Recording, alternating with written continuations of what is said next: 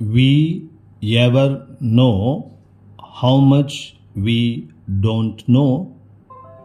Philosophical reflections on science, ignorance, spirituality, and wisdom.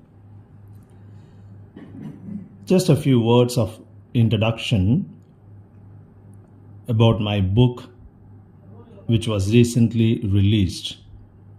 First, a word about the title itself, and then a word about the content of the book. The title, Can We Ever Know How Much We Don't Know? Philosophical Reflections on Science, Ignorance, Spirituality, and Wisdom. As some of you, my dear friends, know, so far I have been writing on the little that I know.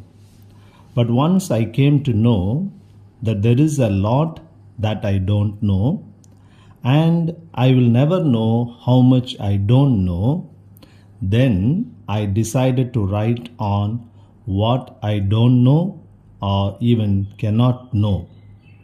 Not only on what I don't know or cannot know, but what the whole humanity as such does not know or cannot know.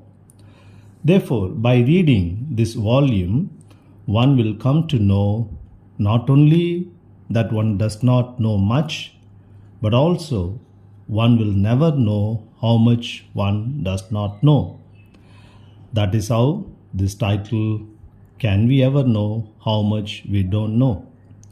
And this is a small book of about 650 pages, and the price is also very small, rupees 1,250 only. Can we ever know how much we don't know? Though the question sounds very simple and the answer is rather evident, the implications of that evident answer are quite deep and thought-provoking. The issue is very simple. For instance, in a classroom, a teacher comes to know about the number of absentees only because the total strength of the class is already known to him or her. For instance, the teacher is able to say that 5 students are absent because the total strength is 60 and only 55 are now present in the class, and therefore he or she has concluded that 5 are absent. But if the total strength of the class is not known at all, how on earth can the teacher come to know about the number of the absentees? Another simple example. If your mother keeps some chocolates in a box and you quietly go and take away 2 chocolates from the box, your mother will not know how many are missing unless she has counted and kept the number of chocolates in the box earlier. If she has not counted earlier, she will never know how many chocolates are missing. Similarly, since we don't know how much is there in the universe to be known, we can never know how much is there yet to be known in totality, because all that we know is what we know. Now, do you know anything now? Yes.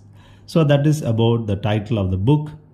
Now coming to the content of the book. This volume is a collection of my papers published in various journals or presented at various conferences, national and international, in the past few years.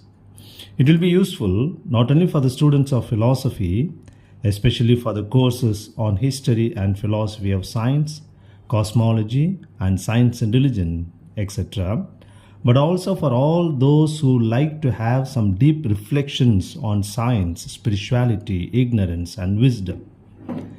Theologians will also find it interesting, as one needs good philosophy to do good theology.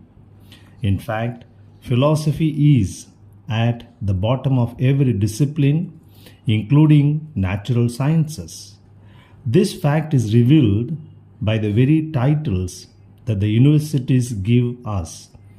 For example, MPhil or PhD, meaning Master of Philosophy or doctor of philosophy, irrespective of the subject matters involved in it. Thus, this volume, in my opinion, becomes very relevant for any sincere seeker. All these four elements, science, spirituality, ignorance, and wisdom, are, of course, very significant for us, individually and collectively. In the modern times, unfortunately, we are so busy with many other things that we don't have time to stop and reflect on these essential aspects of our existence.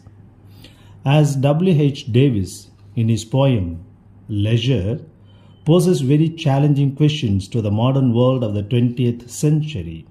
He says, "What is this life if, full of care, we have no time to stand and stare? A poor life this, if, full of care, we have no time to stand and stare." Therefore, without deep reflections, one is carried away by the lures of modern science and become too rational to be human. On the other hand, without careful analysis, one may become superstitious in the name of faith and religion. Today, the concepts of spirituality and religion are unfortunately confused and confounded. Undue importance is given to information and knowledge at the cost of wisdom. As T.S. Eliot raises very pertinent questions, where is the knowledge that we lost in information? Where is the wisdom that we lost in knowledge? And where is the life that we lost in living? Thus, individually and collectively, we need to reflect deeply on simple things of life so that we may not lose the depth in our existence and may become wise, not otherwise. This volume, therefore, my dear friends, seeks to show the need for revisiting the very understanding of science and to highlight some of the insights, implications, and instructions of this new understanding for the world of science, spirituality, ecology, and humanity. With this, let me end. For further details, you may go through the book. If interested, you may please contact me at the email ID Jayard, Jayard,